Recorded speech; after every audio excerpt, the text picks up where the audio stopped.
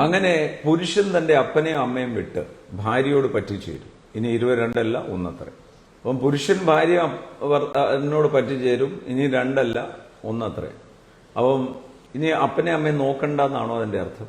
സാധാരണ പെൺമക്കളോട് പറയും, നീയും ആ വീട്ടിലെ അപ്പനെ അമ്മയും കൂടുതൽ പോയി ബഹുമാനിക്കണം.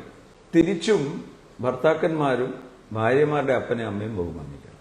അവൻ കല്യാണം കഴിച്ചു, ഇനി ആരും മാനുഷിക ഇടപെടൽ വേണ്ടെന്ന് പറയുമ്പോൾ അതിന്റെ അർത്ഥം അപ്പനെ അമ്മയും മറക്കണമെന്നല്ല.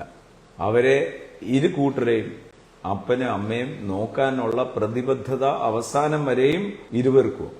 അപ്പം എഫീഷ്യർക്ക് എഴുതിയ ലേഖനം 6-ാം അധ്യായം അതിന്റെ 1-ാമത്തെ വാക്യം 2-ാമത്തെ വാക്യം ന്യായപ്രമാണത്തിൽ നിന്ന് എടുത്തതാണെന്ന് ഓർത്തോളാം. പഴയ നിയമത്തിൽ ന്യായപ്രമാണത്തിൽ നിന്ന് എടുത്ത വാഗ്ദത്തം കാര്യം എന്താ?